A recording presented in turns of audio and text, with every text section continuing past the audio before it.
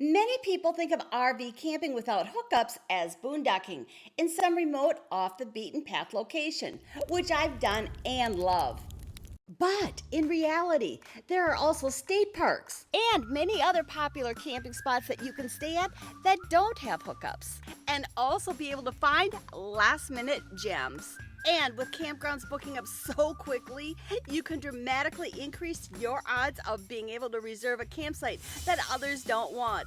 And that's one without hookups. No water, no sewer, or electric hookups? Well, it's probably much easier than you think, and I'm going to show you how. Hi, Weekend Warrior family, or if you're new here, I'm Randy, and every Thursday, I help us make big memories in small campers. And say it with me, because weekends are just too short. We just pulled in and got all set up at the Big Rock Campground located in Washburn, Wisconsin. I'm so excited to be back here. Last year, my husband and we stumbled upon this campground, and it's a gem. And there's a river that runs through it. Needless to say, I had to get in the river water. But here's the thing. This fabulous campground does not have any hookups. It does offer a vault toilet, a place to dump your garbage, but that's it. Actually, it's perfect. I've rarely camped with water hookups, and this is really easy to do because most campgrounds offer potable water, so I fill our fresh water tank before I get to the campsite. If there's not going to be potable water at my camping location, then I'll scout out a place ahead of time to fill my fresh water tank before I get to the campground. You can drink this water, but I prefer to bring drinking water, either bottled water or I bring water from home. How much water you're going to go through is going to depend on a few things. Number one, how many people are there? Number two, how well are you able to conserve water? Number three, do you need to take showers or are you okay with roughing it for a few days? When we fill up our fresh water tank and bring extra water along, we've never run out of water when we've been gone for long weekends. But if you plan on camping longer and think you might need more fresh water, there are extra large water containers that you can use. After you've RV camped a few times without water hookups, you're going to be able to quickly gauge how much water you actually really need. And you might be surprised at how much water you don't need. Of course, if you don't have sewer hookups, you'll need to find a dump station or a place to empty your black and gray tanks when you're done RV camping. I have an upcoming video that will show you how to find places to dump your RV tanks, so stay tuned for this video. Next, let's talk about RV tank sizes, and how big they are is going to determine how long you can go before you're going to need more water, and how long you're going to need to go before you empty your gray and black tanks. The tank sizes on my Little Guy Max trailer are a 20-gallon freshwater tank, a 14-gallon gray tank, and a 9-gallon black tank.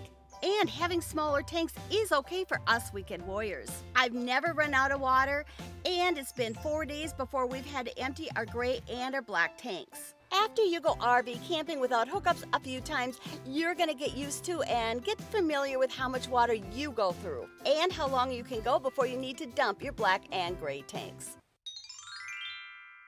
Next, let's talk about power. And here's the star of the show.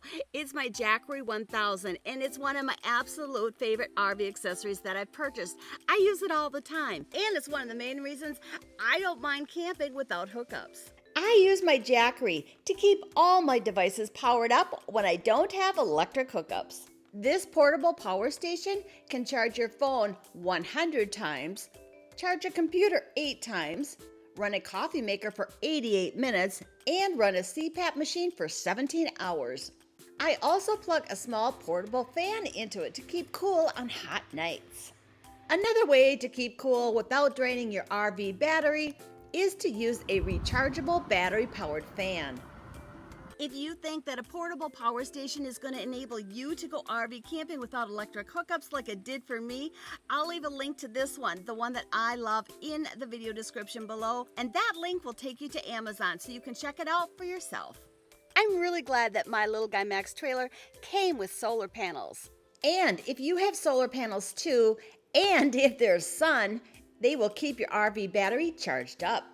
Solar panels are great, but there will be times when there isn't any sun or your campsite is shaded, so you can't 100% rely on your solar panels to keep your RV battery charged.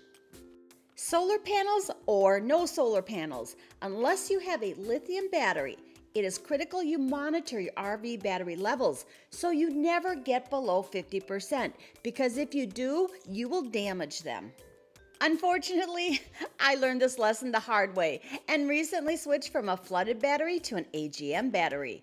If you want to learn more about why I did this, I'll leave the information to this video in the video description below. Propane is your best friend when RV camping without hookups. The refrigerator in my Little Guy Max trailer is a three-way, meaning it will run off electric power, the RV battery, or propane. Running your refrigerator off of your RV battery is going to drain your RV battery quicker. That's why I use propane when we don't have electric hookups. Of course, if you have a gas cooktop stove, you can also cook without electric hookups. Quite frankly, I do most of my cooking on my grill. And this grill also uses propane, so I make sure I have several filled propane canisters with me. The heater in my Little Guy Max trailer also runs off of propane, so keeping warm's not a problem either. I'm curious, have you gone RV camping without hookups? Are you willing to give it a try now that you've watched this video? Let me know in the comments section below. I can't wait to hear from you. Well, that's it for this episode, and I can't wait to see you next Thursday.